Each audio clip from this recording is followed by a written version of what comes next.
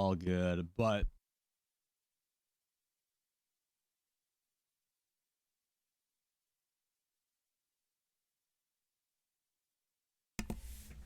Okay, so I think we'll just start it off from now. If anyone joins up, they can, they're gonna be a little late, but it's all good. If Ross is here, we can go ahead and start the call now. What's up? What's What's going on, everybody? Ross? Hey, what's up? What's up? Super grateful to be here. How's everybody doing? Doing pretty good, man. Let's get some interaction, man. Mike's on mute. Let's participate. What's happening? How's everyone feeling? How we doing? I feel alive. Doing great. Bare minimum is being alive, so we can do better than that. Good, doing good, man.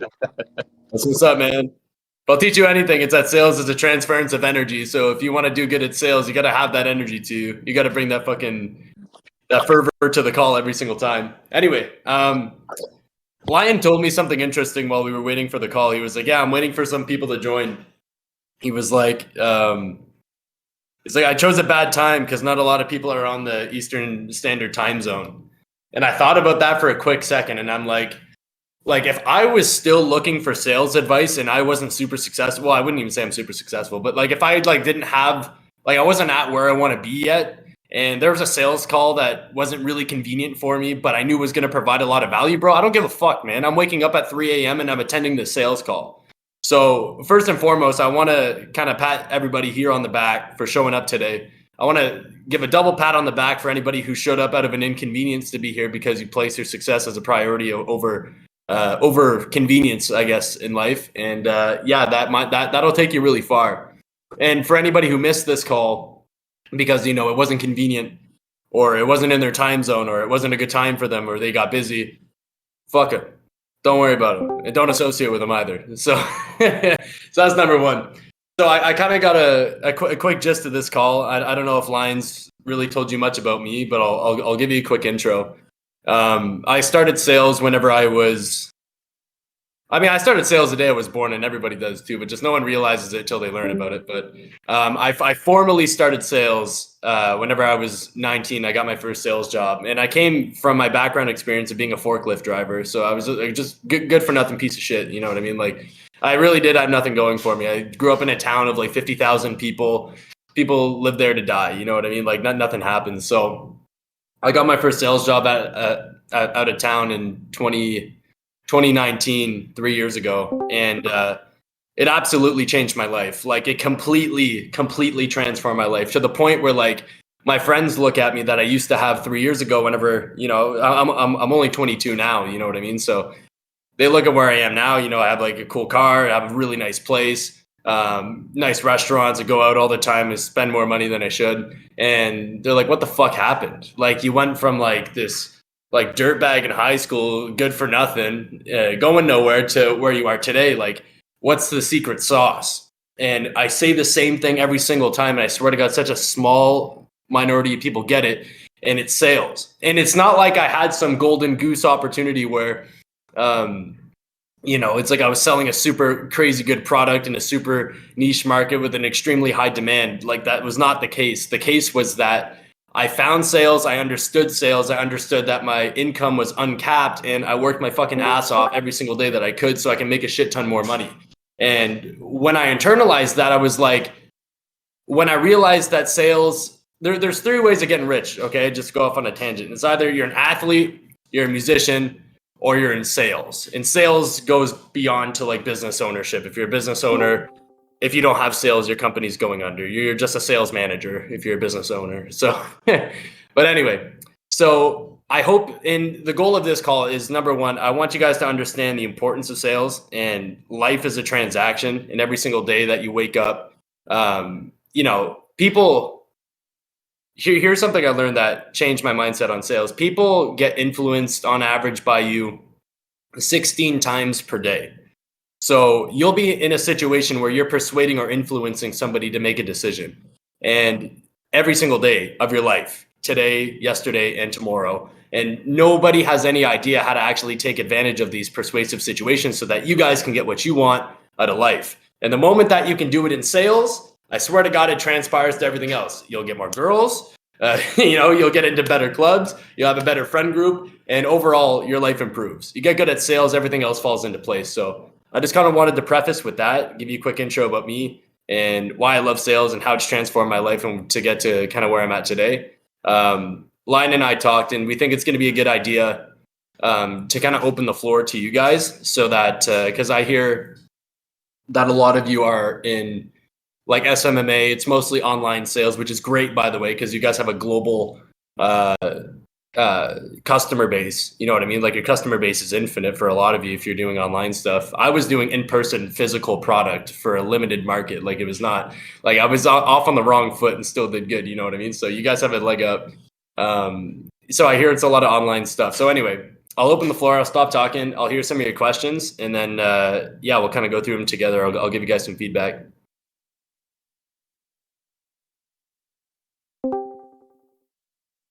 Ryan's managing the questions, so I'm gonna leave it up to him.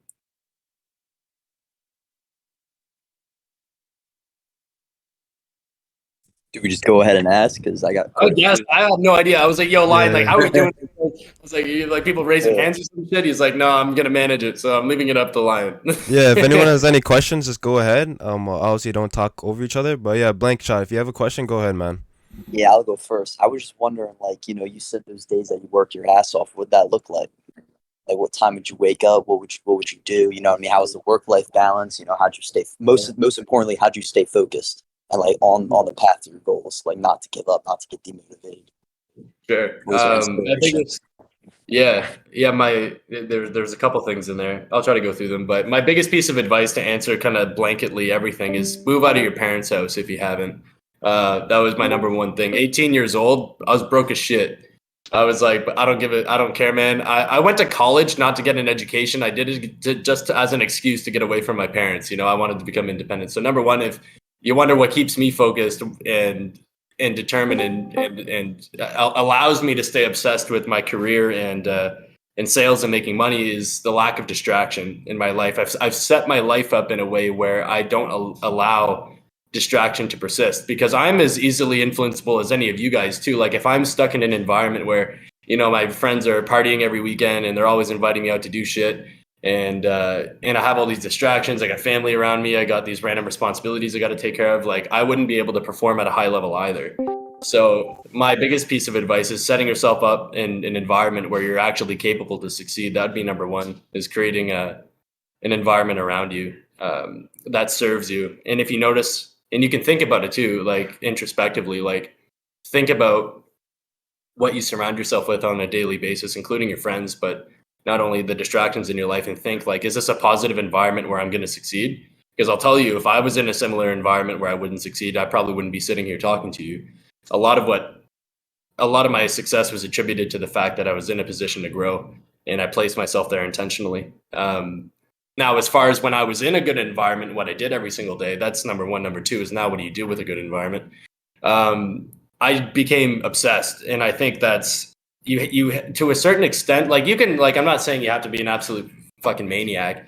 But to an extent, like you can become successful without obsession, but it's like, how successful do you want to be in relation to what, So yeah, I was, for me, I would wake up like, I would work 6 to 7 days a week. I worked 6 to 7 days a week for 3 years straight. The only time I ever took off was Christmas Day and New Year's, so I could party. And that was pretty much it. And I partied hard on New Year's. I made up for a year's worth of working. So every single day throughout, honestly, I would say closer to 7. Like on average, I worked every single day of the week. And now there's and not to make this answer too long, but there's a discrepancy between people who like work 7 days or 6 or 7 days a week and just say they're working, like they have like, it's like empty productivity, like they're just pretending to be busy so that they can flex their work a lot. Like I was making revenue 6 or 7 days a week. I was out prospecting, I was out getting clients, I was out making sales, I was out trying to get new business 6 or 7 days a week. That was my only focus. So I'd wake up at a reasonable time. I'm not saying like wake up at like 4 a.m. I'd wake up at like 7, 8. Like it wasn't even that crazy. And I mean, my clients aren't up yet. Like, why am I up? So I just get my shit ready. And as soon as like as soon as it made sense for me to start setting appointments, I know it varies by industry. For me, it was about like 11 o'clock. I'd start my appointments at 11 and I wouldn't finish till around 8 p.m. 8 p.m. I'd go home and I'd eat throughout the day, go home, eat. Personal development for me was a big thing. I'd personally develop after a lot with like Jordan Belfort, Alex Hermosi, Alex Becker, like a lot of these guys I would listen to, and then I pretty much rinse and repeat every single day. So to kind of tap off your question, sales and success in general, like if you want the key to success, it's about doing a really boring thing for a long period of time that pays. And eventually it turns out good. Like for a lot of people, they're always trying to hop on the new hottest thing that feels good in the moment. It's like the moment you're doing something and it starts to get boring, but it's starting to also make money. It's like, that's not when you want to switch. That's when you want to like double down and continue doing that for the next 3 or 4 years. And that's whenever it's actually going to pay off. If that answers your question. It does. Cool. Cool. All right, what else do we got? Beast, did you have a question there, Beast? I was going to ask what prompted you to get into sales. What was your motivation originally? Like you said, you were doing the forklift and then you found it. What was your moment you realized that's what I want to do and continue with? I just wanted to get rich, man. I was watching these videos online of these YouTubers, like Ty Lopez. I get these fucking here in my garage, my fucking Lamborghini. I'm like, bro, why is this stupid fucking meathead have this Lamborghini and I don't? I'm like, there's got to be a way to make money out there. And then I looked at what all these people did, and it was sales. And I was like, okay, so like, how do I get into that? And I kind of lied. Like I was like selling some other shit in the past, just extremely unsuccessfully to the point where I don't even discuss it, or at least tried. But I only really hit success with whenever I got into direct sales in 2019. So everything else was just part-time. So yeah, I honestly found out about real sales, like not just like bullshit sales, like what I was trying before, but like real sales by complete mistake. I obviously got motivation from all these YouTubers and people online, which gave me a lot of inspiration to want to get rich. But then I had this void. I had this void where I'm like, I want money and I have no idea how to get it, but I know I want it. So then I'm like pattern seeking now, I'm like, you ever buy like a Honda Civic, okay? And like before you bought the Honda Civic, you were like, oh, nobody drives a Honda. Okay, maybe a lot of people drive that car. Let's say you buy something like kind of niche, like a fucking like Volkswagen or something, okay? And then you buy this car. And before you buy the car, you're like, oh, nobody drives this car. I've never seen this on the road before. Like, cool, I have the only one. You buy the car, and the next day you start seeing Volkswagens everywhere. You're like, every third car is a Volkswagen. You're like, where did all these Volkswagens come from? It's like, they were always there. You were just never looking for them. And when you start looking for them, then you'll find it. So the moment that I had the inspiration and I knew deep in my soul, like I deserve to get rich and wealthy and I know it's for me, and it's not a question of if, it's a question of when, then I started pattern seeking opportunities where I could actually make money. So it opened up that mental block for me to see further than I could before. And I really needed to believe that it was possible for me, and it wasn't a gamble. It was just a matter of time. So so as soon as to kind of wrap this up, I accidentally came across that sales job. My friend was working at the company at the time in 2019, and he told me to come work with him. I'm like, no, bro, it looks like a scam. Like, it doesn't look legit. Like, I don't know. Like, like I had like that broke programming mentality in my head that like, if it sounds too good to be true, it is, like. And eventually, like, it took him 2 months of persistence. He's like, dude, I know if you just fucking do this thing, dude, you're gonna kill it. Like, just try it, which is sales, by the way. He convinced me. He was a good sales guy. I was like, fuck it, like whatever. I'll give it a shot. I gave it a shot. And the rest is history. It's I just found myself in the right place at the right time and realized that sales was able to fulfill my deep internal desire to get rich, personal or create wealth personally. And as soon as I seen the vehicle, I stomped on the gas pedal and drove it as fast as I could. And I completely obsessed. Can I ask a follow-up question with that? So I see a lot of people get into sales. They do a good job and they stay with the company for 30 years for the rest of their life, and they don't expand investments and other type of sales opportunities for themselves. I want to ask you what made you think, I want to expand out from just being a sales guy for a specific company, and I want to expand out to doing my own type of sales work, investing, starting my own type of thing. What primed you on that end? Just money, or was that more of a brain set for you? Like, hey, Are you good at this? I've been doing good. This is an interesting question, and this actually falls back to again your personal beliefs about your standards. And I have actually a lot of shit to teach you guys about personal like mindset. Because if I were to go off on a quick tangent, like success in sales is 80% your mindset and 20% your skill set. Like the way you think will determine the majority of your success compared to what you know. So for me, it was like once I hit a glass ceiling in the company that I worked for, and I'd fucking push, man. I'm like, if I'm making like 5K a week, I'd push for 6. I'm like, I want to make $6, $7, $8,000 a week. And I remember being there, and I would push, and I put my heart and soul into it. And I know no human being could do more, and I couldn't get past. I was like, it's my time, you know. Like I got to find something where the ceiling's higher for me, where this isn't holding me back. And I'd go and I'd get it. It's funny you mentioned this. I've actually done that quite recently, almost just a month ago. I recently kind of switched up my opportunities. And because I was, again, smashing that glass ceiling at about like 10 to like 20 grand a week. And I couldn't get past it for the life of me.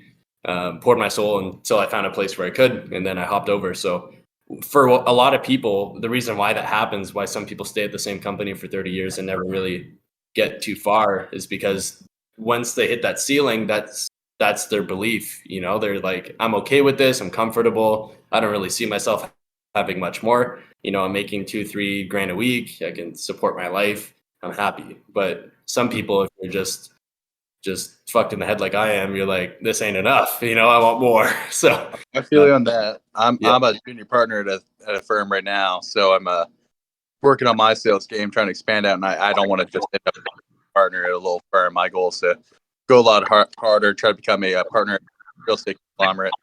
Yeah, at a higher place, man. So I feel you on that. I know some dudes making some insane money in your industry, by the way. So if I would sink your teeth down in that and really figure it out 100%. Like more money than me. So it's a good industry. Appreciate it. Yeah, for sure, man. Good luck. Yeah. What else do we got? I'll let some other people ask questions, but I have one for later on. Sure. Yeah. What I figure we can do, it'd be smart if you just unmute your mic, and then Lion can probably just look at who unmutes their mic, and you'll just like call out your name. Yeah. Blank, you have another question there? Yeah.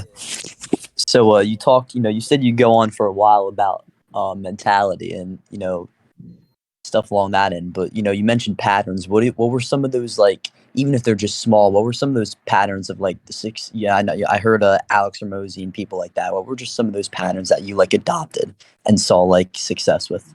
Like you could credit it to those patterns. Yeah, could you kind of be a bit more specific? What do you mean by patterns? Yeah, so like every day, what you change within what you do every day. Yeah. Yeah, my habits, my habits. Yeah, habits. Yeah, patterns. Habits. It's all good. Yeah, for sure. You see, like for me, it was almost like now I'm at a point where it's like unconscious. Like I just wake up like a machine and just get at it. So I actually have to like consciously think about my habits. It's a good question though. You see, like it's not. That's a byproduct, like I know what you're trying to say and I know what you're thinking and I know what answer you want, but it's not the answer I want to give you, because it's not a bad question, by the way. I used to think the same way about what should I start doing, or I can start doing things like this guy, and if I follow his routine, it might help me. But just to be completely straight with you, my whole undying attention and focus was placed upon client acquisition, finding customers, prospecting, running numbers, and doing revenue for the business. And the rest of my habits or patterns just kind of fell around that for basic human needs. And just to, I guess, maybe give you a direct answer, my only real habit of self-development, I guess, which again just kind of fell into the pattern of, if I'm obsessed with, finding clients, client acquisition, and prospecting, cold calling, etc. It's one of those things like, okay, if I'm going to get better at this, I need to self-develop. It falls into place. So my advice is just to become fully fully integrated and to an extent obsessed with your success within whatever industry it is, and you'll naturally just start pattern seeking these habits in order to get better. But to give you one in particular, yeah, just personal success, and to name drop a few people, like Jordan Belfort, his sales strategy helped a lot. Although, as you guys may know, his sales in the 80s may have not been totally ethical, but he was very persuasive, and it's a tool, and it can be used. It's like a gun, you can either kill someone with a gun or you can defend yourself with a gun. It's a tool. It can be used for good or bad. So use it for good. Alex Hormozy, he's more my more recent guy, and I'm really like kind of diving in. He gives really good free content because his strategy is he wants to get you rich so then you can become a client. So he gives you really good free content because he actually wants you to get rich.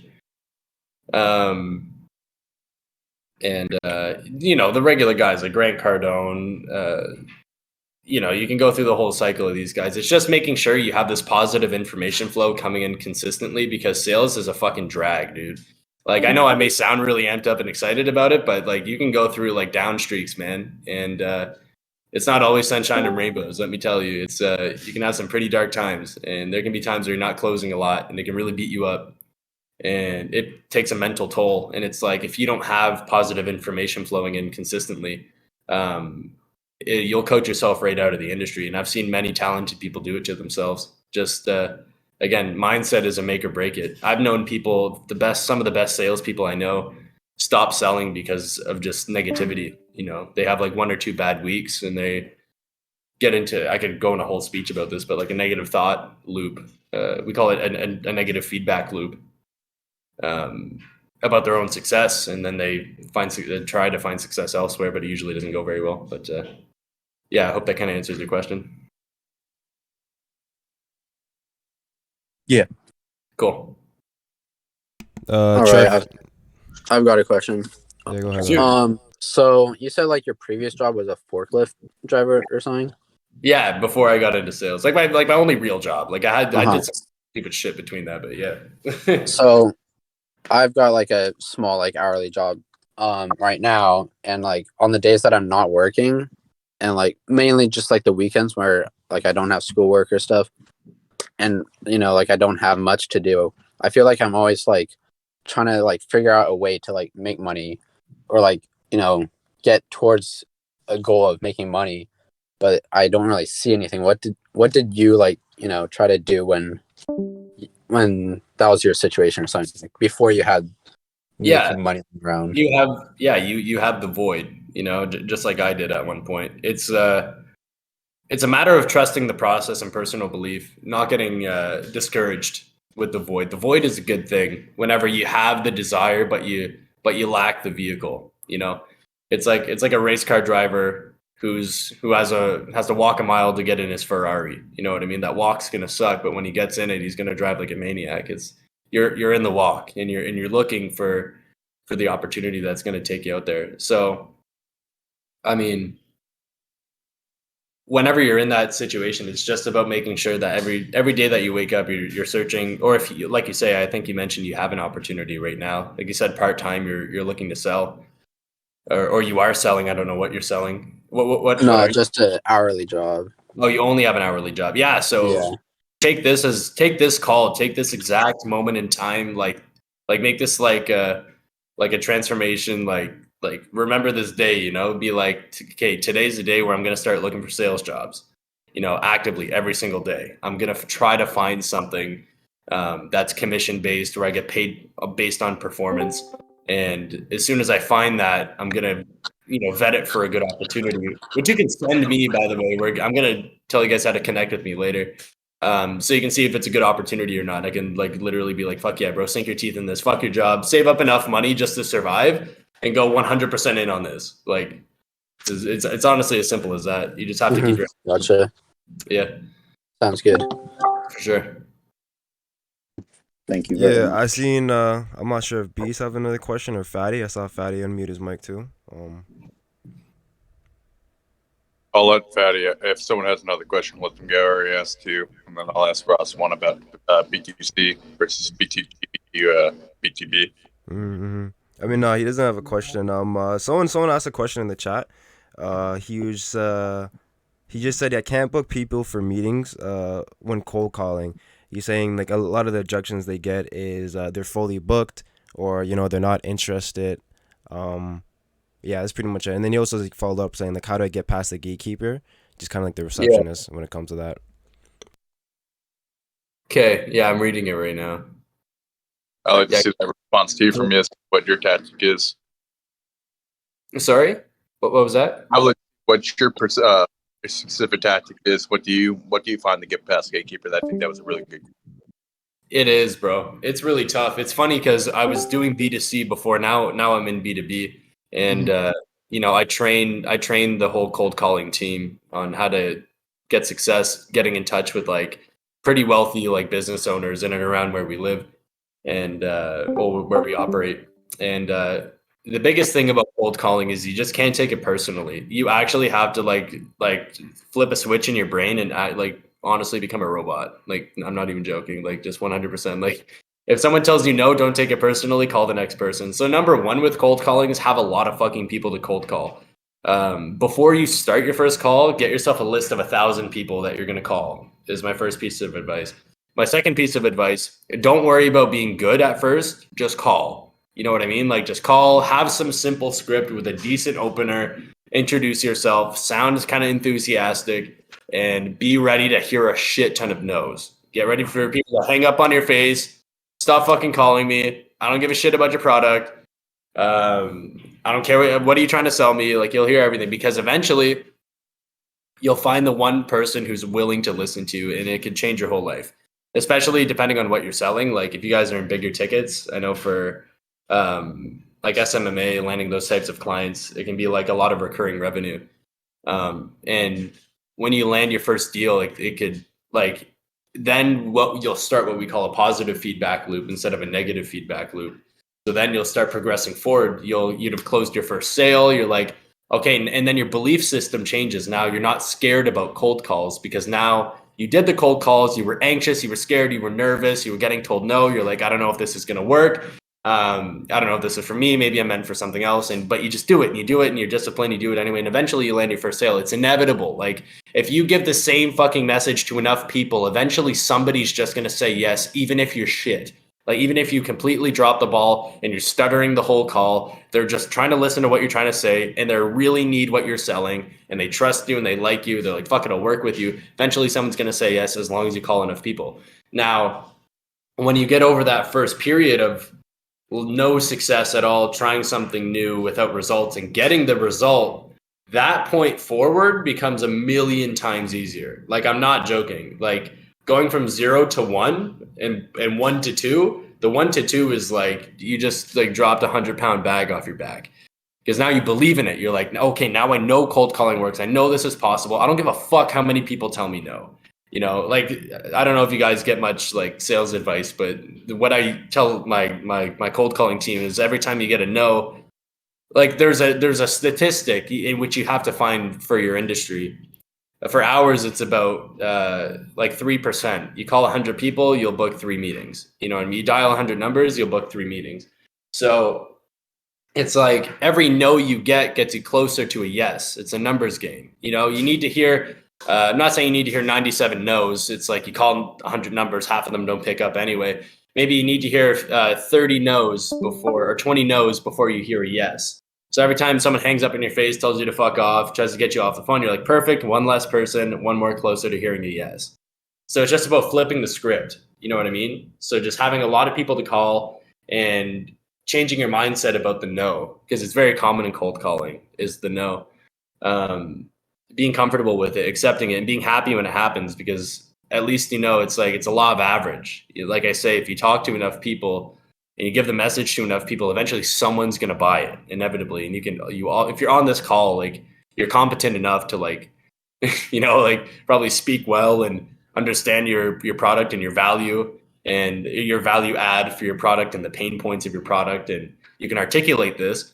So it's like, if you just prospect enough, eventually someone's going to listen to you, and they're going to listen to you and say, yeah, I need this, and we'll give it a shot. You'll get their vote of confidence. So that's my advice on prospecting. I didn't really answer the gatekeeper question.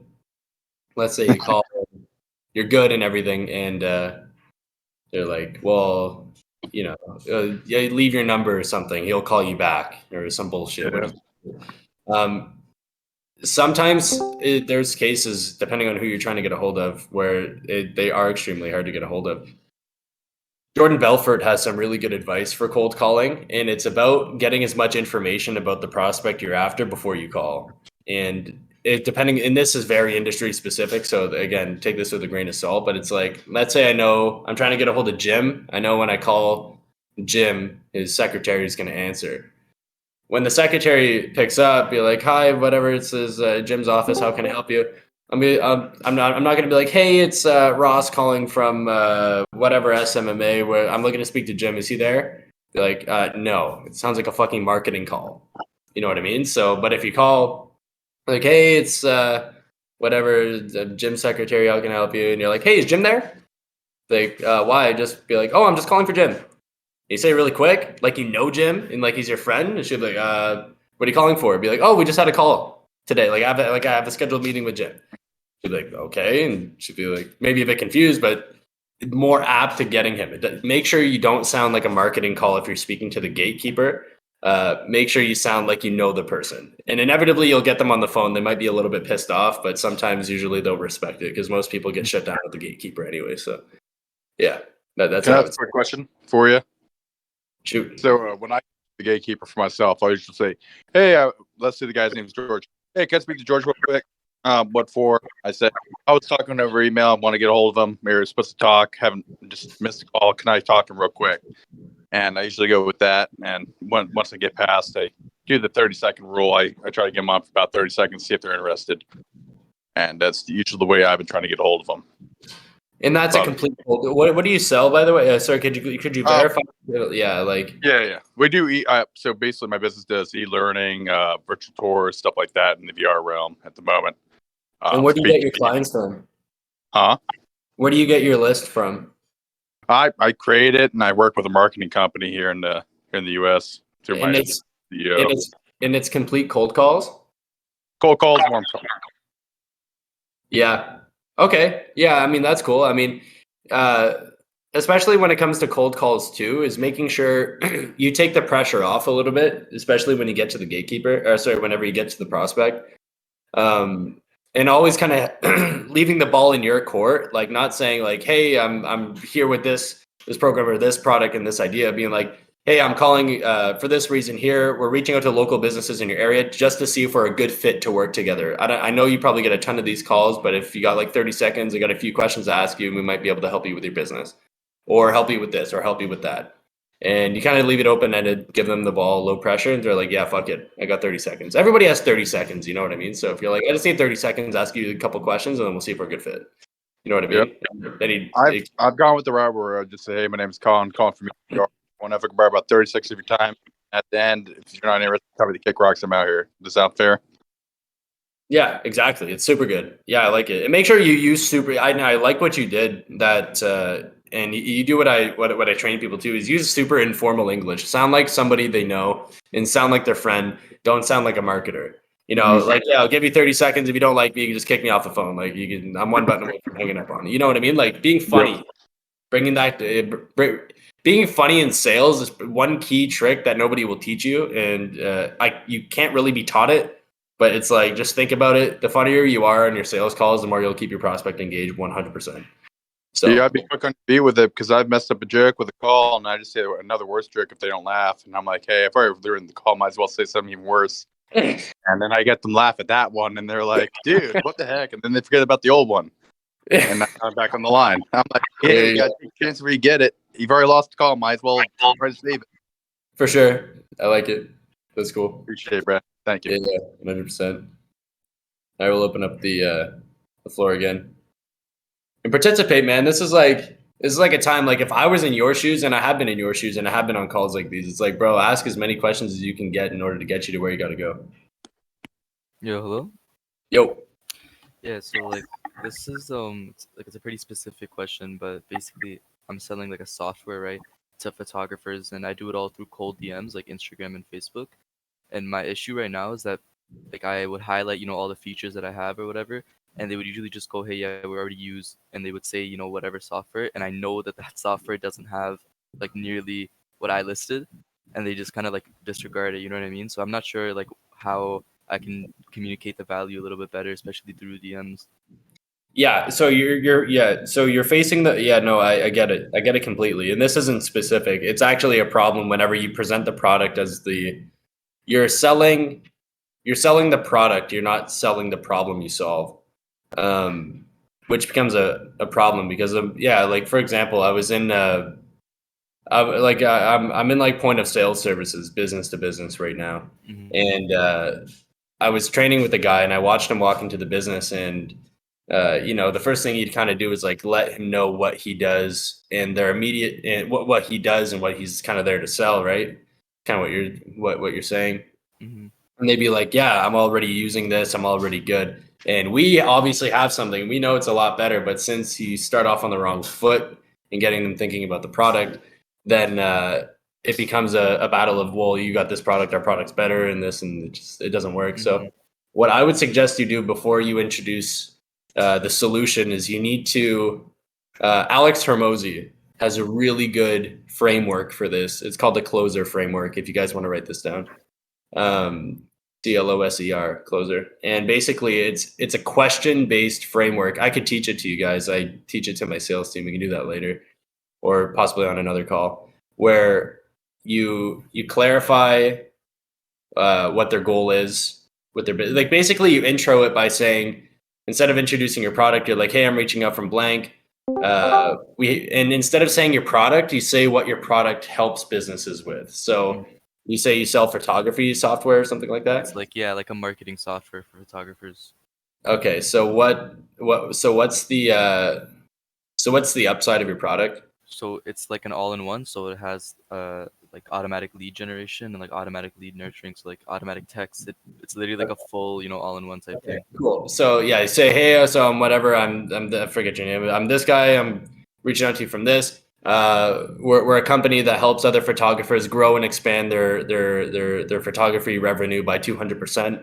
I want to ask you a couple questions to see if we'd be a good fit to work together. Do you have a couple seconds? Or it'd be different with DM, but like you'd say, I have a couple questions to ask you. Would you mind answering them to see if we're a good fit? Be like, yeah, sure. I want to scale my revenue by 200%. Why not? You know, you have the hook. Your hook needs to be there, and it can't be about your product. It has to be about the solution. So now they're not thinking about like, oh, my fucking Facebook or my photography marketing. They're thinking about my photography revenue. Okay, that's cool. And then you ask them whatever set of questions you can about their current, what they're using for lead generation, or what they're using for marketing, or what they're using for this, or what they're using for that. And you get the answers, and then you're like, and then once you have and then you overview their pain. You're like, so how's that going for you with this? How's it going with your marketing? How's it going with this? And, you know, do all these things communicate to each other? Do all these systems talk? Because you say it's an all-in-one package. So usually when you sell an all-in-one, it's like, usually other businesses will have piecemeal solutions. Yeah. Then you bring it all together under one company. So it's like, do all these things talk to each other? They're usually like, no, they don't. And then you're like, cool, here's a solution. We do this. And they're like, oh, because now he knows you understand his pain, you understand what he needs, and you got him to understand that there's actually something better out there before you even said what you're selling. So now there's a void to fill with your product, as opposed to hoping they already have a void and they know what their issue is. Because 90% of prospects have no idea the pains that they actually have. So Yeah. you have to uncover them before the product's even spoken of. Okay. Yeah. No. That's. Thank you. Yeah. Wait, so you're saying that when we're outreaching, you want to make sure to ask them questions? Because usually, like when I be cold calling, I'll just be pitching my offer and that's it. And I just see like what they think of it. I don't really ask questions. Like again, it's like, you know, you throw fucking shit at the wall, you see what sticks. You know, if you fucking you call enough people and you pitch your product, someone might buy it. Now, once you do that for a little bit and you make some money, you're like, okay, how can I make this better? Because I don't think that's a late game sales expert strategy for selling, but I'm not also saying that's not going to work. But if you're trying to if you're at a point where, okay, how do I get my conversion higher? You know, instead of closing 1 out of 100 people, how do I close 5 out of 100 people? Then you start this is where the personal, I referenced this at the beginning of this call. This is where the personal development starts. This is where you hit your glass ceiling, right? And you're not happy with it, and your standard is higher, and you're like, okay, I need to go seek information to get better. And this would be a form of doing that. And if I were you, like, again, I don't know if I was to ask each and every one of you your niche and your product and gear a pitch towards it, it would take a fucking forever. But in most businesses, with cold outreach, you can have a question based framework. Like, you need a strong hook before you start asking questions, or else they don't want to answer them. It's like, why the fuck are you asking me all these questions? I don't want to answer them. So like I gave him, I was like, hey, I'm reaching out from this. My name's this. We help photographers increase revenue by 200%, and help their businesses grow and operate more efficiently, like whatever. I have a set of questions I want to ask you to see if we're a right fit to work together. Do you have 30 seconds or do you have a minute? And then it's like, sure, the hook is strong. So for your industry, same thing. It's like, find out what the vacation is of your product, what it does, and make that your intro, like what your product provides, and then make that your intro, the hook, and be like, yeah, I have a few questions to ask you. And those questions revolve around what you know. They revolve around the problems your product solves, and you ask them in a way so you can uncover the pain they have before you introduce your product. So when you do introduce your product, it's like, hey, and I know you mentioned this, it solves that. You have this issue, it solves that. And with a question-based framework, another good thing about it is you might disqualify your prospect, which is good. You might ask them like, hey, how's your, like, I'll use the photographer example because that's all we got. Like, how's your marketing? Great. How's your lead gen? Amazing. How's your this? Great. And then you get to the end of it and you're like, well, the system is already really good. I'm not really sure there's going to be a fit here. So then you don't waste your time just mindlessly pitching people who aren't qualified to be sold anyway. You know what I mean? So it sets you up in a position to have a backbone so it doesn't look like you're desperate. If you want another anecdote, sales is like chasing chicks, okay? And I'll tell you one thing, which I have a lot of experience in, successfully and unsuccessfully in certain times. Anything you chase runs away. If you've ever tried to chase a girl before, or you might be actively chasing a girl, what happens? It's not a rhetorical question. Someone answer this. She runs away. Fucking runs away, bro. You give her too much attention. You DM her too much. You say good morning. You say good night. You ask her how her day's going. You buy her coffee. And then she starts fucking your best friend. You know what I mean? Like, that's exactly, it's like, you know, and your best friend, what your best friend was doing the whole time wasn't answering her, wasn't watching her stories, wasn't liking her stories, wasn't talking to her. And she's just like allured by it, you know? So it's like same thing with prospects. If you try to just pitch everyone that's pitchable and you look desperate to just get something out of them, they don't see you as an expert. They may not see you as someone they want to work with. They want to work with a guy who's got the backbone, who's willing to qualify the prospect before wasting his time. So, and when you carry you know, you might start using this, which you won't feel it yet, but when you carry that energy, bro, like you're the guy, like, and you don't take shit from prospects. Like, bro, I've had some wild encounters with prospects where I've held my ground very firmly. Like, they were on like our second, third, or fourth follow-up. And I'm like, and they're like, hey, call me back again. I'm like, honestly, I can't. I have other people to deal with. I have a ton of other business to deal with. I followed up with you 3 or 4 times. The average person takes 2. Like, I'm just going to be straight with you. I'm not trying to be an asshole right now, but we need to make a decision. I either need to clear you out and just cancel the order, or we need to go through with it today. What do you say? Right? Just stand your ground. Stop being a bitch. You know, like, take your balls, put them on the table. Be like, this is what's happening. And I'm not saying you do this like your first call, but it's like, eventually you need that posture. You can't, because a lot of you were saying like, hey, I'm nervous to call, I'm nervous to this, I'm anxious to this. It's like, it's just the little bitch inside of your head just talking. You know, it's not you. Everybody has the potential to reach success, but everyone has this little bitch inside of their head that for some people talks really loud. And at first, even for me, everybody, it's universal. Like, I'm not saying I'm any different than any of you. I remember what that's like to have that stupid voice in your head that's like talking you down, and you're nervous, you're scared, but it's up to you and your own discipline to fight through it. So anyway, hope that anecdote kind of answers your question. That helps a lot. This guy in the chat said that due diligence, get to know who you're calling. Like, as you said before, get to know like the owner or the person you're calling, what things should I know about them? Because usually all I get is their name, and I just start cold calling. Yeah, well, that's all you need to know. You know what I mean? That's perfect. Like, that's all you need. You have a name, bro. You have a connection. You know, and you make sure you call people by their first name, or if their name is like, if it's Timothy, it's Tim. If it's if it's Bobby, or if it's Robert, it's Bob. You know what I mean? It's like you short form it, you nickname it, and you sound like you know the person on your intro. And when you actually get into the call, let's say you talk to Bob. Now you're on the phone with Bob and you do your intro like, hey, Bob, my name is Ross. I'm from XYZ. We help businesses increase revenue by 200% using tech solutions. I'm reaching out to you. We work with a couple businesses in your area, and I just want to see if we'd be a good fit to work together. Do you have 30 seconds? And if Bob's like, no, perfect. Call the next person.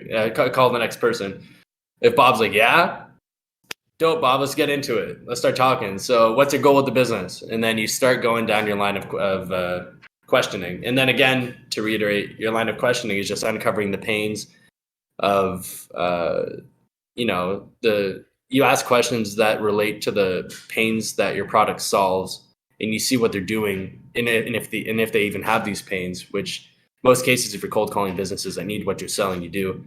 And if you want another shit test, if you're calling them, if you find you're calling your target demographic and you're trying to qualify them through the pain points, and nobody is feeling the pain points your product solves, you might want to find another product to sell. It means that there's no demand in the market for what you're doing, which is a really good shit test. So anyway. Can I ask you a question regarding the scheduling appointments with clients? Yeah, for sure. So when I usually do it, I find let's say I get a client who's interested. I usually say, "What works for you, Tuesday or Thursday?" And would you mind like go back with me on this? Like I'll ask you, Tuesday, what day worked for you, Tuesday or Thursday? Sorry, could you repeat that again? I'll say, like I say, when I ask a client what days work for them when I'm trying to schedule a meeting, if you don't mind, I'll go back and forth with you for a quick second. What day works for you, Tuesday or Thursday? Like you're asking me, right? Yeah. Yep. Okay. Tuesday works. Tuesday works. What time? Like in the morning, evening? What works for you the best? I'm not sure. It's I'm a pretty busy guy. Pretty busy guy. Well, if morning works, we can do a morning. You think anytime around 9 a.m., 10 a.m.? Yeah. Let's say 9. 9 a.m. All right. Give me 1 second. Let me see if I can fit you in around 9. But it's 9:30 work. Got somewhere around 9. Yeah, I see what you're doing. Yeah, 9:30 is fine. Yeah, so you're posturing it up. You're busy. Yeah, that's cool. So I posture up, and if they say, "Oh, well, I kind of need 9," I'm like, "Give me 1 second. Let's see if I can work something out for it." Because I want to give them that power that I give them the strength of taking their own appointment, right? Yeah. I take it away from a good second. I show them that I have other things to do, and then I give them back their importance, saying, "Hey, you're more important than this other person that's in front of you. I'm giving their appointment." And then you feel that a little because it's all subconscious in my mind. Sales, get in the back of their mind, getting to feel that importance, because everyone wants to feel important. You give them that feeling of importance, and then you got them. Then you can set the appointment. I get my closer in. Yeah, no, it's I've never used that, but I could see the effect it might have. I mean, fuck, you might burn a lead, but like if you're late game, like you sound like you've been selling for a while. So like if you're like us, like fuck it, like why not? But if you're like just getting started, I wouldn't advise having that much. That's definitely putting your balls on the table on your first call. Oh, always, man. Always gotta do it. I'm not gonna get bitched out by people. That's just how I am. That's cool. No, it's good. It's good, bro. It's posture. It's good. And then I have a second. You do that, then be nervous. Yeah, B2C. What do you prefer at the moment? B2B versus B2C. What was your? I had $23 million in sales to B2C. Mm-hmm. And B2B is kind of recent for me, but the skill sets are completely transferable. So it's the same shit, man. It's like, like for me at least, obviously B2C is easier depending on what you're selling, but that's a very subjective. But consumers tend to be worse decision makers compared to business owners, right? So they're maybe more impulsive and they'll buy more often and they'll spend money stupidly, and sometimes it's life, you know. Like if you're not you, someone else is going to sell them some shit. So business owners are a bit more decisive, again, it's super subjective. Like you could sell maybe like $1 million product to businesses, and you only close 2-3 of them a year. It's better than selling a $50 product to consumers that you got to sell like 100 times a week. But yeah, it's super subjective. I can't tell you one's better than the other. It depends. It really depends. Yep. Because I find services are kind of harder to sell rather than products. But I find it's easier to sell to business and BTG, yet but not BTC. So we like my company, we sell stuff that's 20,000 services to companies. You're cutting out a little bit. I don't know if you can. Your mic is like chopping up. Yeah, let me see. Yeah. Let me see if I can fix that. We can move on to the next question. I can bring it up later once I have my stuff fixed up. Yeah, for sure. Yeah, we can open it up. I think Abdi's got his mic open. I don't know if you're looking to. No, now he doesn't. Yeah. So open table. Yeah. What's up? What's going on?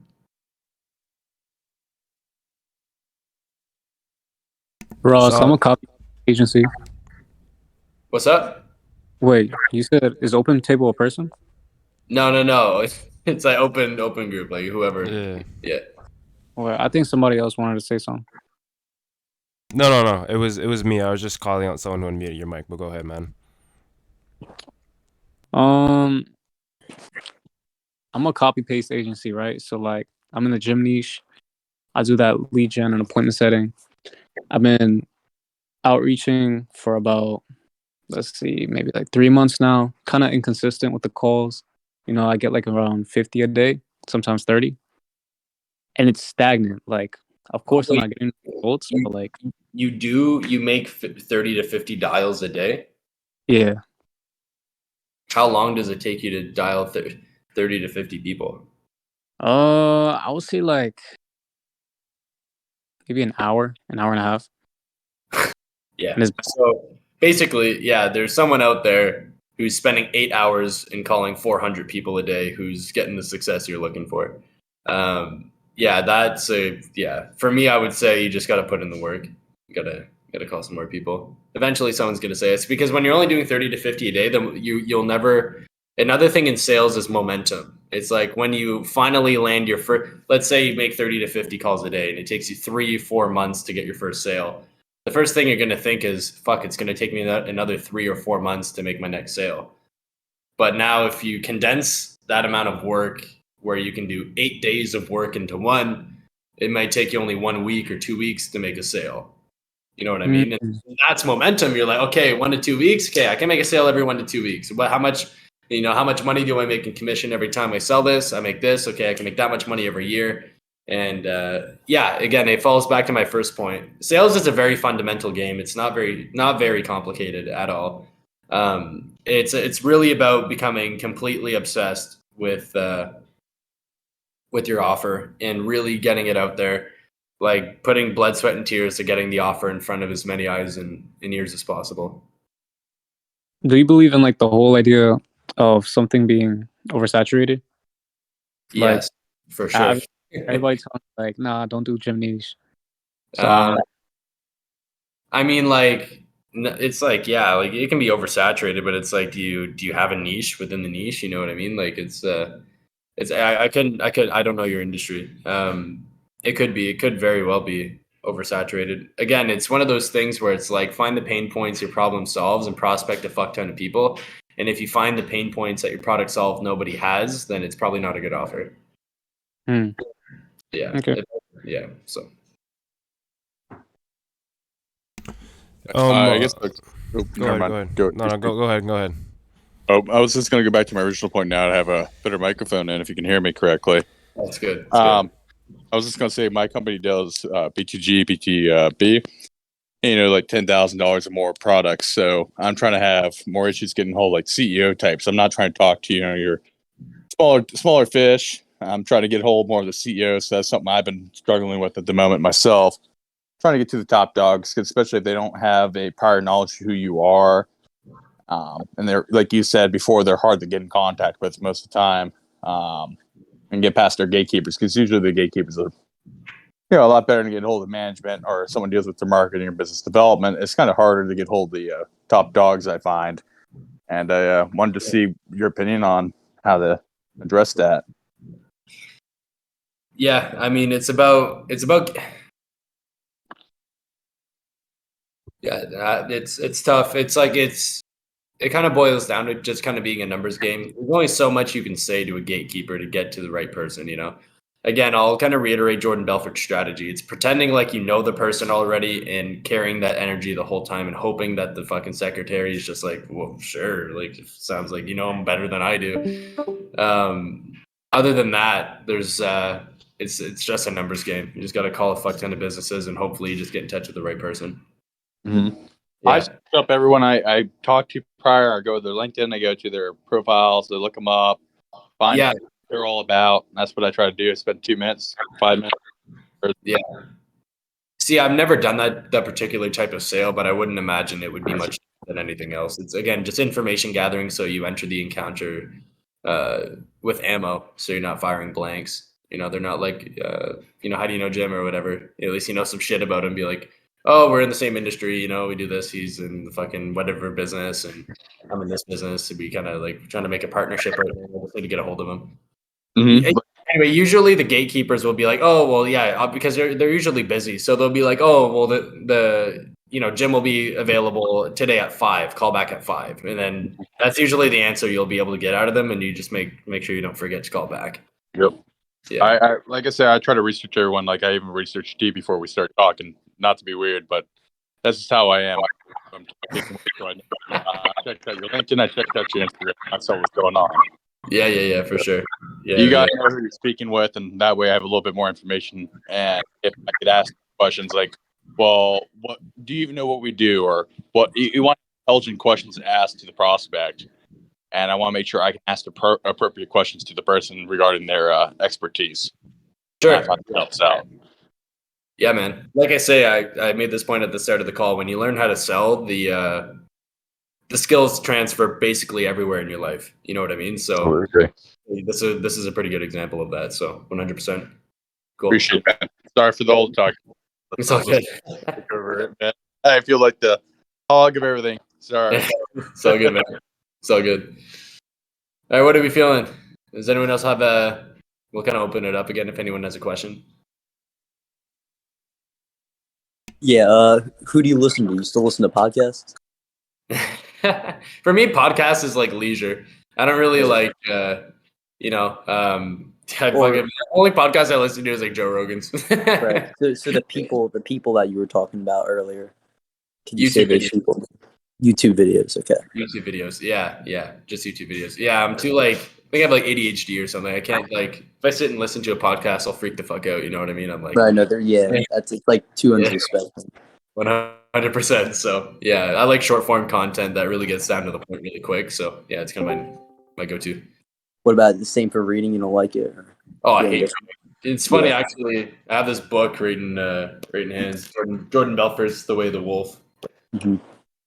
Never read it. I just bought it, but I listened to the audiobook maybe like 4 or 5 times. So yeah, Okay. if you're not a reading guy, it's like the next best thing is audiobooks. And if you're not a sitting down and listening guy, it's like get in your car and just drive and listen to it. You know what I mean? Like Have you been able to retain that information by just listening to the audiobook? Oh, 100%. Yeah, I'm an auditory learner. It depends on your learning strategy, though. Like some people are literary, some are auditory, so visual. All depends. Yeah, it's definitely not a one size fits all. But anyway. And then one other thing, you said you knew some people that got in that like negative feedback loop and fell off. So how do you think they could have prevented that, or how do like any guidelines to stay away from that? And I know that's like a very broad question, but no, it's not.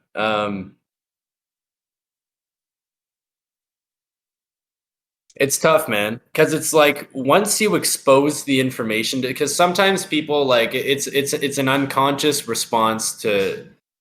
It's like you hit your knee with that little plastic hammer and it jerks up. You know what I mean? I call these like knee jerk reactions. you're programmed naturally to get into negative feedback loops, and sometimes you won't even realize when you're in one. But now that I told you, to go back to my other analogy, I told you about the Volkswagen. Now that you know about the Volkswagen, you'll start seeing it. Now that you know about negative feedback loops, you'll see it when it starts happening before it completely ruins your life.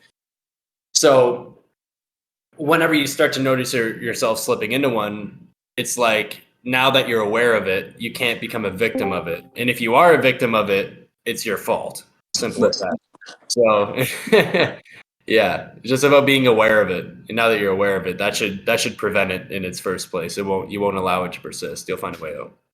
That makes sense. Yeah. And unless anyone else wants to take the floor, I got one last question. Yeah, might as well. You said you've had 3 years strong sales experience by now. Right? 19 was when you switched over from your forklift operating job. Yeah. So any key takeaways? And when I say key takeaways, stuff that's not like, something from you personally, like your personal experience, not like, Alex or Mosey or Dorn Belfort, other people, something that through your experience, you're like, hey, I noticed this is different from what other people say or anything like that. For sure. And or emphasizing something that other people do say that like really takes. For sure. No, I see what you're saying. I mean, like, and to kind of, and I think this should be encouraging to a lot of you, is that the reason why I reference a lot of people and I don't pretend to keep my ideas unique is because they aren't. And 90% of what I know is not original to me. It's been learned by people who figured it out long before I did, and I was able to learn the hard lessons they learned and not have to face the same consequences they did to gain that same knowledge. So objectively, something that I've learned that I wasn't able to learn elsewhere is slim to none. I'll be completely straight with you.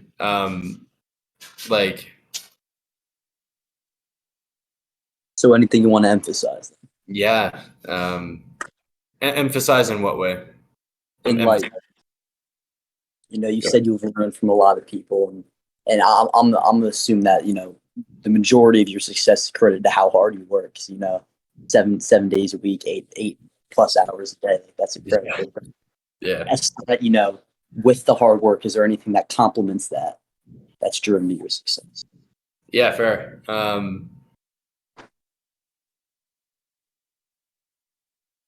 No. Genuinely, it's like that's the thing. No, like, if you've listened to this call, right, that's the thing everyone's lacking is the amount of work you guys are actually putting into your fucking your business, unless you're already making money. And the people who are making money are putting in the work. Yeah, it's about putting in the hours, but putting in the hours isn't like your first step. There's a multitude of things that come before putting in the work. It's like, why put in the work? It's like, what are you working for? What do you really want? And you really have to think about this quite hard. So I would say figuring out your why comes before starting to work really hard. If you don't have a strong why, you won't work hard. And if you try to, you won't want to for very long. You need something within you that, like a burning desire for something. Usually it's wealth for at least people in sales. And that's what's going to be able to propel you forward. Through my experience, is just having besides the work, just the why, being obsessed with what you're doing. Yeah. So Good, thank you. Yeah, no problem. I'll open up the floor again if anyone has something. Ross, so my current strategy for getting leads, right, for gyms, what I do is I search up gyms in specific state or like city. So like right now, I'm still trying to clear out Detroit, and what is it?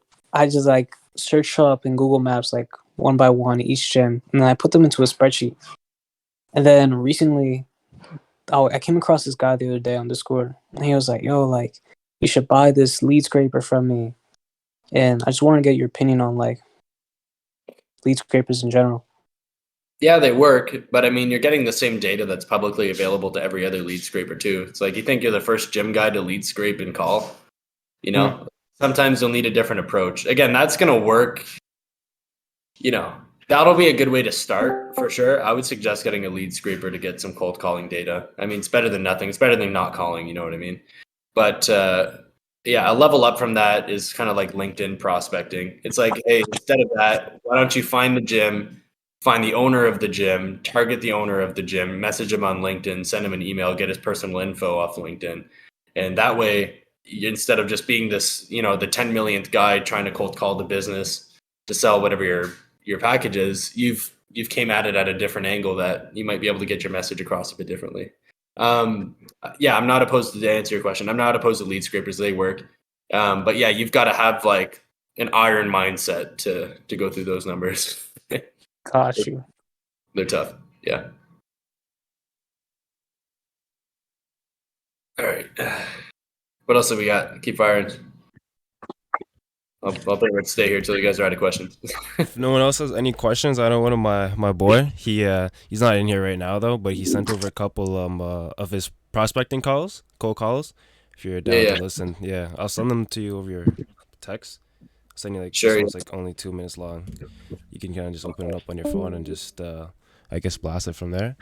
And then basically what he was just asking was just kind of just evaluate his call, seeing like what he could have done to make the call better. I think he did acquire it for a meeting. I'm not too sure, but he's just kind of looking for feedback overall when it comes to that call because he is pretty new to cold calling.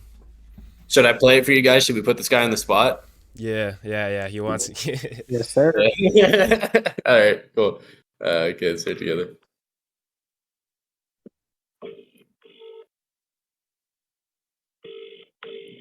Y'all can hear it ringing? Yeah. Hi, who's speaking, please? Chris, nice to meet you. My name is Nabil. I was just wondering, what's your process like for, I guess, Hold on. Okay, we're gonna go piece by piece. That was an interesting intro. Okay, let's go over that one more time. Hi, who's speaking, please? Chris, nice to meet you. My name is Nabil. I was just wondering, good afternoon, by the way. What's your process like for, I guess, interior design start to finish, let's say? Okay, yeah. So first mistake right there is exactly what I gave the other guy advice on. He's starting introducing the. Like, I'm assuming he's doing interior design sales. Is that what he's? Yeah. He's doing like marketing and all that for them. Yeah, fuck that. Yeah, so immediately he's telling him the product he's selling, which is not the goal. You want to tell the solution. So, fuck, interior design beats me what the end goal of that is. Be like, hey, I guess he was looking to talk to Chris. He got him right on the phone, which is cool. So it's like, hey, Chris, Nabil here, calling from XYZ company. I'm just reaching out to you because we're chatting with the local business owners on how we can, make their shops or make their businesses look X amount better. And we're just calling you to see if we're a right fit to work together. Do you have 30 seconds? And it would be kind of the same thing. You know what I mean? You pitch the end result instead of pitching. You're like, hey, interior design. You know what I mean? What's up, bro? How you doing? Yeah. So, you know what I mean? So I would say that'd be my first thing for the opener, but we'll keep going. Oh, let me get a call. So we work with homeowners right now, but I would just like to know your kind of Homeowners. or let's say let's say it has home that needs renovation. What would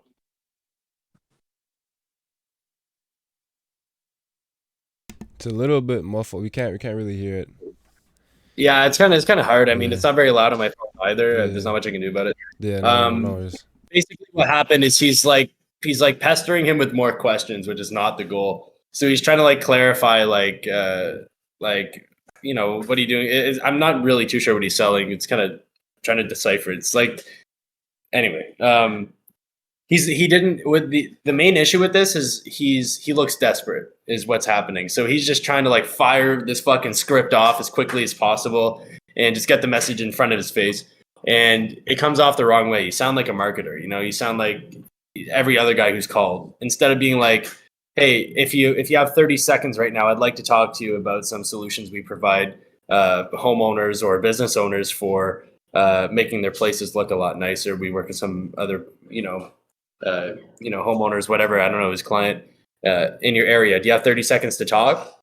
Asking permission before you just start firing off questions is extremely important, and that's what he missed.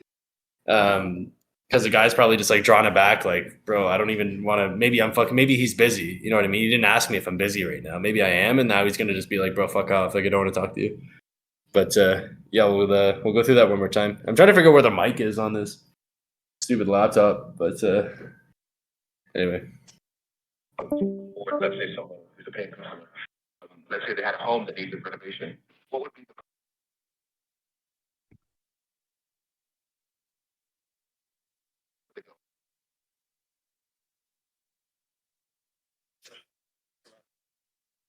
requirement?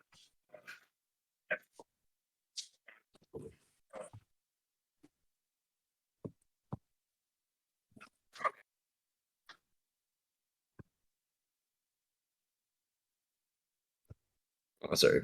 Let me redo that.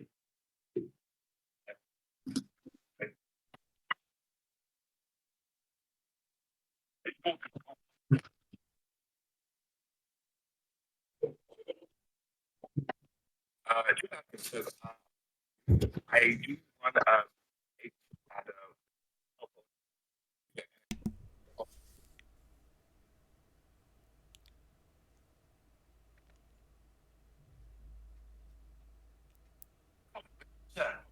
I'm surprised. if that's cool with you, Oh fuck. Keeps on canceling. Okay, I kind of wanted to pause it there anyway. I'm glad that worked out for him, but yeah, being like the whole is that something you'd be interested in? This question is not. It's like a standard marketing thing. You always want to take that out of your script if you can completely. You usually want to replace like, oh, is this something you'd be interested in? It's like you need to assume your sale, because then it shows posture and it shows good confidence. It's like, so he was basically saying like, yeah, we help connect homeowners with interior designers who can make their homes look a lot better, right? So and he should have asked questions to make sure he's even qualified for this in the first place, like who, unless he already knows this person needs interior design. But if qualified, then it's like, okay, perfect. So I just need to set up. Is he an appointment setter, Lion? To be honest, I'm not too sure. He just sent over a Sounded- because yeah. He sounds like an appointment setter. So I would just be like, yeah, so it sounds like you're a good fit. The next step, instead of being like, are you interested? Just assume the next step. So you look like a perfect fit. So the next step is just to set you up with one of our advisors so that we can connect you with the right person for interior design service. I would just need to know a time that you're free. Instead of saying, would you be interested? It just shows a lack of confidence that you don't even really believe in your own product. So as long as you properly qualify them beforehand, it shouldn't be a problem. Like it should just be pretty much a go-to. Let me see what else I can review on it.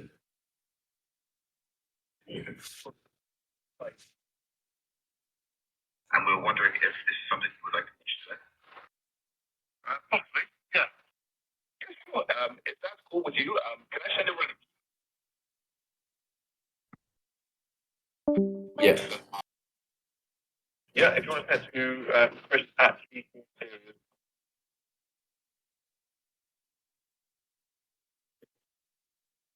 Oh, okay. Cool. So much for your time. I hope. Yeah, I mean, it wasn't bad. I mean, at the end of the day, it resulted in a booked appointment, which is fucking awesome. So it's good for him. But yeah, there was a few ways that he could have made that better, for sure. I'm glad it worked on this guy, though. But a lot of people would be kind of put it back in a lot of cases and would just hang up the phone pretty quick. But all in all, I would give it like a C plus. If I were to, is that a Canadian grading system? I don't know how that works, but I don't know if that resonates with you guys. But like I give it like a 60% out of 100. Yeah, that's like a D. He failed. Oh, okay. I wouldn't say he failed. He's above the mark. He's slightly better than average. I'll tell you. I'll say that. He's got good tonality. It sounds good. There's just some tweaks with his level of confidence, and the whole question of would you be interested should just be removed completely, and it should be paired up with an assumptive close. That's interesting for me because that's usually mine. Kind of falls into like, am I allowed to say mine or no? Yeah, sorry. Go ahead. Yeah. Usually mine ends up saying, when I get the permission to talk with them, I say, we help yours succeed in creating an online virtual experience for their customers and clients. And I just wonder if that would be something of interest to you at the moment. And that's kind of what I'm going with now. Said that it was kind of piqued my interest. Why? Yeah. I'm just not a fan of that because they are in no position to gauge their level of interest because you haven't asked them any questions to know if they're even a right fit.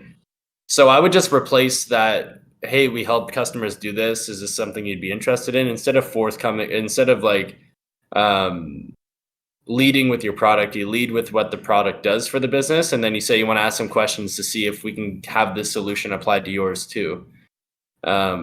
Was always my approach, and that approach for me always went quite successfully. But again, it's like sales is this one thing where I don't want to. I'm not some all-knowing guru. You know what I mean? It's not like I'm some all-knowing God. What works in one industry may not work in another. Just think, be intuitive and use your gut at the same time. Don't. It's not a one-trick fix. Appreciate it. Yeah, no problem. Cool. Yeah, I'll open it back up.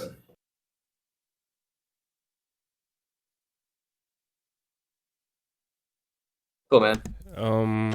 If no one has a question, if no one has a question, my boy Jada, he said he wants some his sales call to be critiqued as well. It's more of a lengthy one, so I guess we could just kind of just do like bits and pieces of it if you're open to doing that. Sure. Yeah. Okay. We'll probably wrap it up. We'll probably wrap it up after that. Yeah, and then we'll go ahead and do that. What's it called? Instead of that, I'll just share my screen so everyone could hear it. Yeah, it's a lot better. Yeah, I'll be pretty much more better there. So just give me a quick second. So I open this. Yeah, take your time.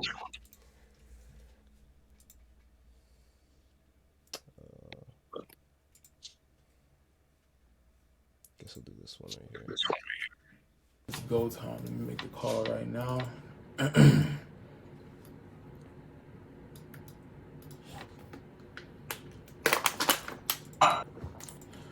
Boy, I'm nervous. Here we go. I'm about to share my screen so everyone can just join up there. I'll go ahead and play this video.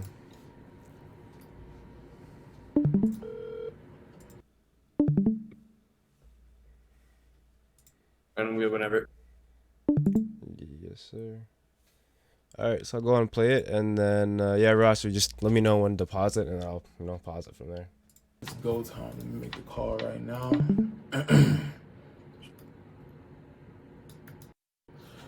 Here we go.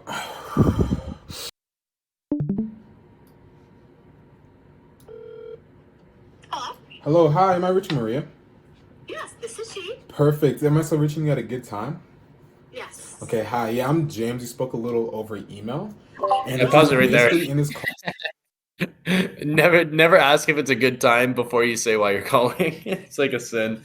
It's like who the fuck is it to you? It's like so make sure in this I know it sounds stupid and it sounds like I'm probably nitpicking, but you're in the first 3 seconds of the first 5 seconds of your phone call is extremely important. And it's where you come across as an expert. They know if they can trust you. They know if you're sharp, and that I could dive into in a whole other segment. But anyway, in this example, make sure you say, hey, it's Ross calling from XYZ. And then if you just want to throw in is now a good time, if you know they're busy, you can even throw your intro in right away. You're like, hey, Maria. Yeah, Maria. Hey, Maria, it's Ross calling from XYZ. We help business owners with this, and we help homeowners or consumers with this. And providers with this. I'm just calling to see if you would have some time to answer some questions to see if we'd be a good fit to work together. The whole do you have time should come after. But anyway, we can keep going. Call, I wanted to get to know each other's businesses a little bit more. And at the end of it, if we both like what we hear, we can move forward. How does that sound? Sounds good. Okay, perfect. Just starting off, I just want to know how come you wanted to hop on this call with me today? Like, which part about my email really interested you? So, and we get, like I told you in the one email, a lot of people reach out to us to offer marketing because we obviously don't have a marketer right now. Yeah. And the part that caught my eye was clearly you believe that you can help us grow our business because you said that you were willing to do a 2-week free trial. Yeah, 100%. And that part right there, just for future, and I can tell you this for all detailers, at least I can speak for my industry, I can't speak for others, you know what I mean? Yeah. In our industry, when you send someone an email like that, like the owner of a detailing business like me, they're more apt to give you the time of day because, again, you're clearly confident in your work. You know what I mean? 100%. And of course, sorry, continue. This is a fucking deal, bro. This is already sold. three marketers. I will just tell you this. So the name of our company, you already know, is the Bubble Boys Inc. And just a little background about us. We are mobile detailers. So like 99.9% of our work, we're going to people's locations. We're either going to trucking companies, big trucking companies. We're going to residential customers. Or we're going to a car dealership that's backed up and they need our help to catch up with the cleaning of the vehicle. So that, I don't know if that helps you a little bit. We're licensed and insured in the state of Ohio. So we have very good insurance, workers' comp, the whole 9 yards. Literally, the only thing that a customer would need to do is literally call us, tell us they need their vehicle cleaned, give us the address, pay the deposit. We do require deposits. Perfect. That's beautiful. Yeah. We do not book any services unless it is a referral from one of our partners without a deposit being made. That deposit comes off the top of the price of the service. So it's like not an added charge, if that makes sense. Yeah, that makes complete sense. That's how we run things over here.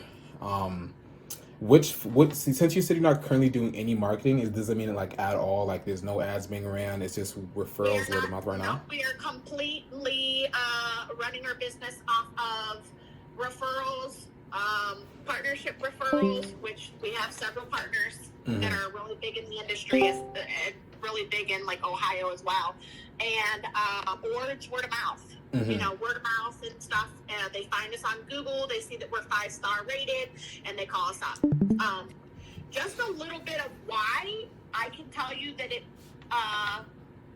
Again, why I really liked your email, so that you just not that you need any advice, but I'll tell you right now, it's always helpful to get. So I don't want to pause right there, but J Dot, is there any specific spots like you want us to kind of just go through? Do this. Wait, can you hear me? This is very good so far. Yeah, we can hear you. Can you hear me? Yeah, we can hear you. It was mainly just the beginning part that I wanted advice on. Yeah. And then towards the end as well. Towards the end, okay. Could you kind of just tell me where to stop? See where I'm laughing, my mouth a little real big in it? Right here? Yeah, right there. I got you. Guys, so that's to run one ad, correct? That's.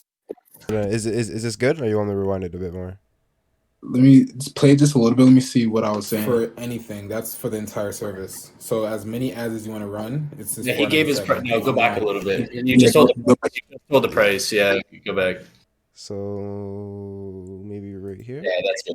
That should be good. Okay, because I don't know you, here's my next question. Do you have that in writing? Because I always get afraid that somebody would take our credit card information. Yeah, 100%. I can definitely get it in writing for you. 100%. Okay. I see where you're coming from. Okay, and what is your name again, dear? My name is James Kennedy. Okay, perfect. All right, so you said it's $4.97 a month. Yeah. And then, okay, what do you guys charge? So that's to run one ad, correct? That's for anything. That's for the entire service. So as many ads as you want to run, it's just $4.97. If you want something added to your account, if you want to make a new ad, it's the same price.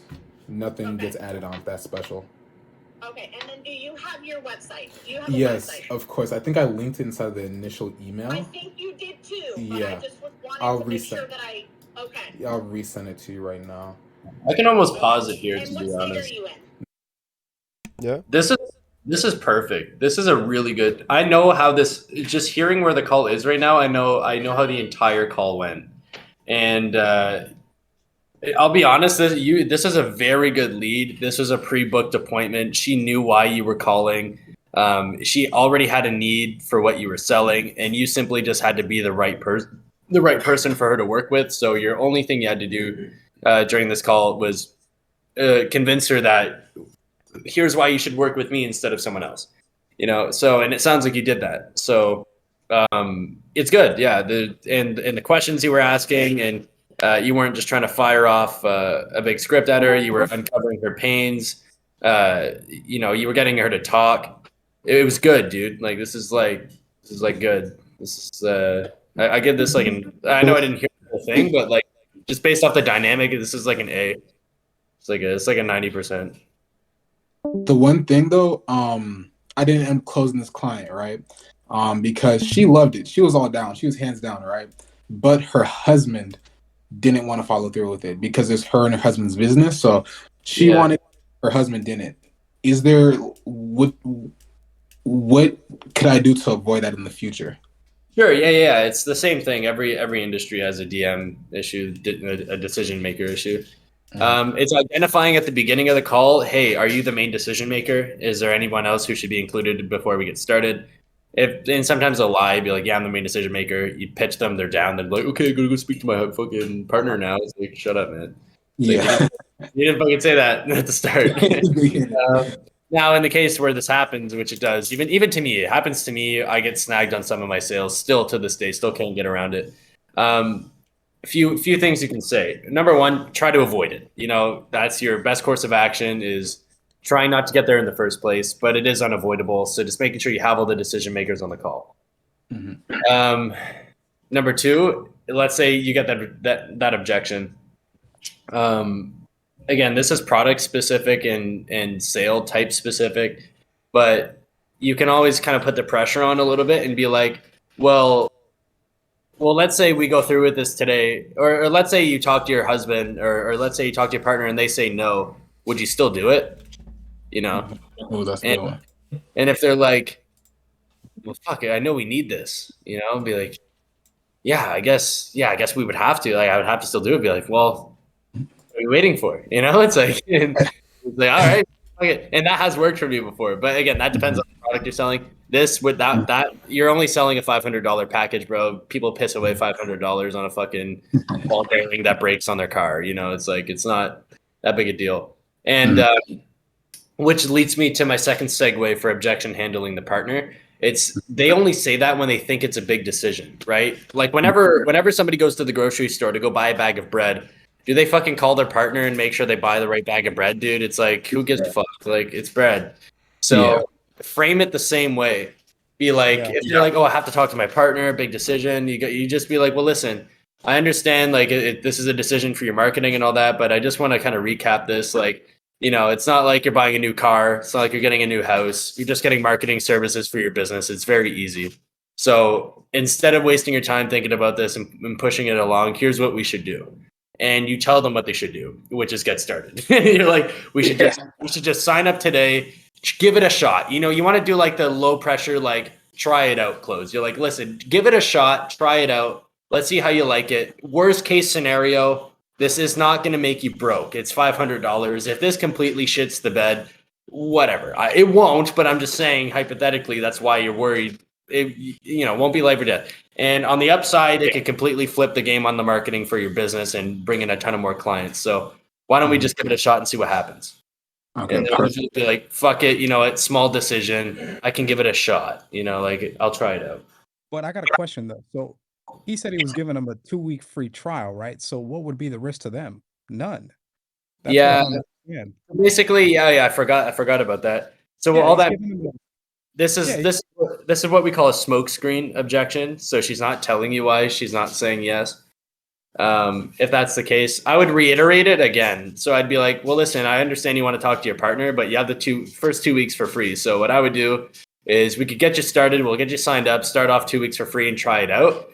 And if it goes well, get your partner on board and then we'll get you enrolled fully, something like that. And if she still pushes back and she's still like, well, like she'll probably objection hop to something. Well, I just really got to make sure this is, I'm just a little uncertain still, and then you can deal with the real objection if it comes out.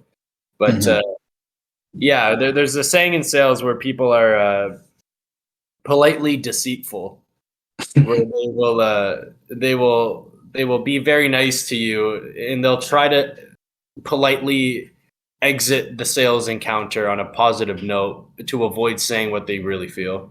You want to get what they really feel out. You don't want to delay that whatsoever. Yeah. You want to put the pressure on, and you want to get that real objection. Okay. Yeah, Thank you don't you. want to. Yeah, That's- no problem. Yeah, you don't want a pipeline full of bullshit maybes. Yeah. You know what I mean? It's like they don't convert, bro. The stupid maybes that they don't convert. I mean, 1 out of 10 might convert. You're better off just spending your time finding new business. You know, like just yeah.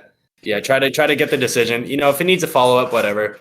Anything more than like 3 or 4 follow ups, bro. Do what I do. Put the pressure on. Be like, listen, the average person gets started on the first or second call. We're 4 calls in right now. Like, we need to do something about this today. Like, I'm sorry, this. I'm not trying to be an asshole. If you want to work with someone else, I completely get it. But at least with me, you know, I got some standards here. So, like, what do you think? Do you want to get it done today, or should I just take you off the list?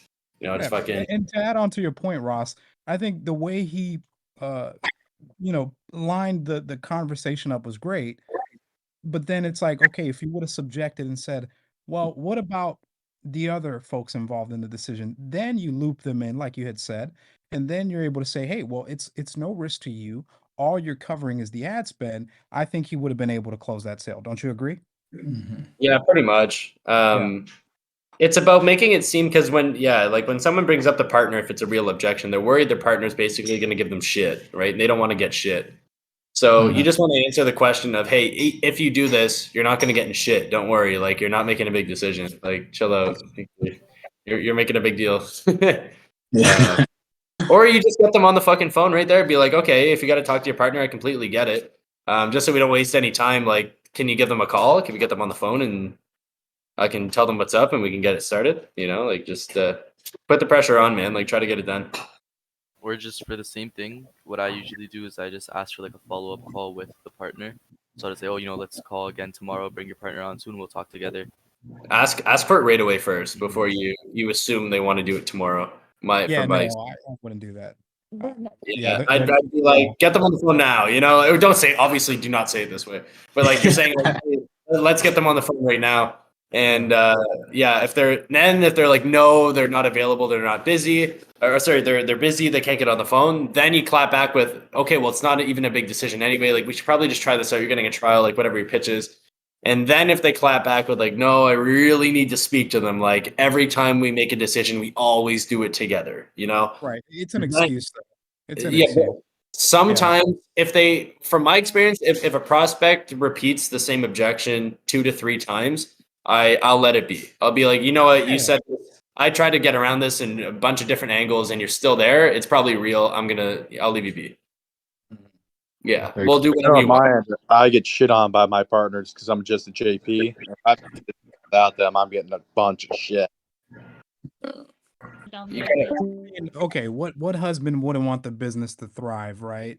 That's just the bottom line. But again, I think he did a great job. I would just say in that scenario, just try to get them both to merge on the call, which is possible. I mean, if the guy's out there doing the service and she's the one picking up the phone, then is he really the decision maker? Probably not, because she's the one sitting at home. He's the one doing the job. So very different dynamic. But again, everything's a learning opportunity. I think most of these guys in here have a lot to really understand because, like you said, every business is distinctly different and your approach will change from industry to industry. Not all industries are the same. Yeah, 100%. Yeah, that's why I hate to give a blanket statement like I know everything, because it's like I don't, especially for your industries. But what I like about sales is that you're dealing with human beings, and I'll tell you one thing: human beings are all the same. Like, they all have the same motivations, the same pains, the same fears, and so that's the universal aspect of sales. That's why in every industry, no matter what you sell, there's always a fucking partner someone needs to talk to. So it's like, but it's bullshit, and you can find a way to get around it 90% of the time. You just need to put the pressure on and don't give it and don't give up. But also don't lose your sale on it. Like, don't be a dick about it either. Like, you use your gut, man. Like, if like from my experience, as long as you can give a different rebuttal to the same objection, you should give it. If you're like, well, we should get your husband on the phone, or if that's the case, and she's like, no, my husband's really busy right now. You can't be like, well, I really think we should get him on the phone. You know, you can't like stick on it. You got to be like, well, he's really busy right now. You're like, then you switch to, okay, let's make it not seem like a big okay, so you know, what's the worst that could happen? Let's say you do this, even if he is whatever. It's better to ask for forgiveness than it is to ask for permission. It's like you're not trying to do something that's going to hurt the business. You're doing it in its best interest, right? I'm sure he'd be a lot happier knowing that you have the intuition to go make this decision on your own without consulting with him and do something good for the business. I'm sure it'd make you look really good in his eyes, right? You know, it's like say something different every time. Like try to maneuver your way around it. You can't repeat yourself. The moment you're about to repeat yourself is whenever you're like, okay, whatever you're asking for, I have to do. Like, because I'm out of ammo. You know, you're shooting blanks. You know, don't shoot blanks. It's not fun. Yeah. Seriously, thank you though. I took notes on that one. Definitely get both people in the call. All right. Thank you. ASAP. Yeah, get both people on the call. If not, like, just bro, your offer's not big, man. It's like, tell them, like, how much did you spend on your last car repair? Like, chill out, man. Like, what do you have to lose, man? Like like you want to make it seem like a huge like Jordan Belfort said it right in The Wolf of Wall Street. It's a major upside potential with minimal downside risk. You know, like that's the fucking, and that's the thing. That's what you're trying to get in their head. It's like you have all this opportunity to win and a small margin to lose. Like you might as well give it a shot, right? Yeah. So yeah, that's kind of what you want to focus on for sure. Okay, perfect, perfect. Thank you. Yeah, no problem. That was good. I like that. I was super engaged with that. It was fun. That was pretty good. I think that's pretty much wraps it up. Unless Ross, you have anything else in plan, but. No, I mean, I just kind of want to end the call by saying that for you guys who made it all the way to the end, I'll tell you right now, you guys are the fucking winners. Like, I don't even care if you were even interested in this call or I bored you guys to death or, you know what I mean? But the fact that you guys have the commitment to stay here the entire call and make it to the end tells me, because I've trained over like 150, almost 200 salespeople. I've trained people that have made multiple hundreds of thousands of dollars per year in commission. Working under me, and I work for a company. I work for the company and they work under me and they're making hundreds of thousands of dollars. You know what I mean? So like I've seen what makes people successful. I've seen what makes people not, right? And the one thing is commitment, consistency, obsessiveness, and the willing to do whatever it takes. So for whoever made it this far and really stuck through the whole call, kudos to you. Like 100%. I would do the same thing if I were you guys. And secondly is if you guys want to connect with me on a personal level, reach out to me on Instagram. That's probably where I'm most active. It's where I post all my shit. It's where I flex. It's where I have fun. So I can type my Instagram in the chat. You guys want to throw me a follow? I'll follow any of you guys back. So if I get a follow within the next like 30 minutes, I'll just know it's probably one of you guys. Let me see what I can put here. Yeah, just put an @ symbol in front of that. That's my IG. Follow me there. Follow you back. We can interact. I mean, it's good to. I like interacting with like-minded people. So you seem like a good group. And if you want to do one up on this, anybody. Oh, sorry. Hold up. Here, I'll make this a 2-in-1. So basically, what Lion and I are planning now with this group, and we're probably going to do a bigger announcement and more people later. So this was just an intro call. I'm giving you guys some basic sales advice. Like this is like the tip of the iceberg of probably what I know about sales and what I teach people. Again, I've taught people in many different industries how to make hundreds of thousands of dollars per year in straight commissions just selling. So like, I'm not trying to like toot my own fucking horn or anything. I'm just saying like whatever I tell people, which I barely even know what it is, it seems to work like consistently improving over time. So Lion wanted to kind of help you guys out. He wants to set up a bigger mastermind call where all of us are kind of gonna get together again. We're probably gonna put a paywall on it because we want to actually filter out people to get the best of the best, like actual commitment rather than just obviously you guys kudos for staying the whole call, but it's like whenever you pay for something, it's like you really want to get some shit out of it. You know, there's perceived value immediately on it. You need to get basically your money's worth. So that's what we're thinking of doing. There's nothing in the game in the pipeline yet, but I know for a fact if there's an incentive to get us back together where I can teach you guys step by step everything that I know and that I've taught other people in each respective industry that's made them hundreds of thousands of dollars. like fuck the price point. Like it'll literally do the same thing for you guys. And I couldn't have like a bigger honor than helping you guys get there. So that's what fires me up now. I don't really get excited by selling or making commissions anymore. My motivating factor comes from training, from leading, and watching the training and leadership that I provide others help them succeed. So now combining that together, if you want, whenever we do this this secondary mastermind, what I'm thinking is, we'll probably give out a free entry to somebody. If you want a free entry to it, sorry, Lion, I'm clout baiting your call. If you repost this call on your Instagram story and you tag me, I'll consider that an entry. So this is how I'm gonna do my marketing, my social media marketing. This is my my cold outreach tactics. So yeah, if you take a picture of this call with your cell phone, you upload this to your Instagram, you tag me in it, I'll reshare it. That'll be considered a free entry into the mastermind call. Like we'll do a draw, and I'll make sure I tally up everybody who does it. Sounds fair enough? Sounds fair enough. All right. Hey, Cool, man, I guys. just want to appreciate you, Ross, coming through, man. Definitely want to have you back on here again, man. Really enjoyed the Yeah, talk. I'm sure everyone else enjoyed it too. You dropped some real gems there. Let's do it. Hey, boys. Thank you very much, Ross. Yeah, no problem. We'll do it again soon. Yep. Adios. Thank you. Later. Yeah, bye. Peace out. What was he saying about a screenshot of a call and joining a masterclass? So what he wants to try to do is he wants to try to get this back because he's going to be planning on coming back onto the Discord for doing another call. Obviously, like this call was just very like he talked very briefly upon sales and whatnot. So what he wants to do is kind of have a more in-depth class that's going to be much more longer, kind of go one-on-one with more people, kind of just training them, giving them resources, kind of just going on calls with them, whether or not you want to make live cold calls or run our sales calls, you can go there and kind of just help you out. Basically, it's kind of like a more in-depth like mastermind class and whatnot that we're trying to obviously get set up soon. There's also going to be a paywall when it comes to that, like you were just saying, but obviously there's going to be like kind of like little things that we'll have to like kind of have like give out like free entries for people who can kind of get into the mastermind class when it comes to getting in for it for free besides paying. And he was just saying like, oh, anyone who kind of just screenshots the call, posts it on their Instagram and tags them in it, he'll count it as a tally mark for the entry, and you'll kind of do like a whole draw to see who can get in for free for the next class. Got you. Yes, sir. Yes, sir. Yes, sir. Yeah.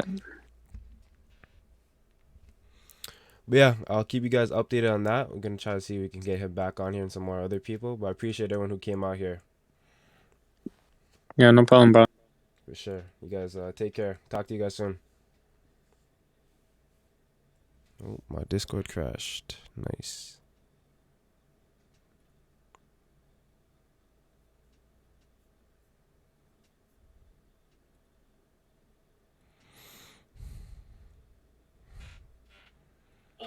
Yo. That was valid. Valid?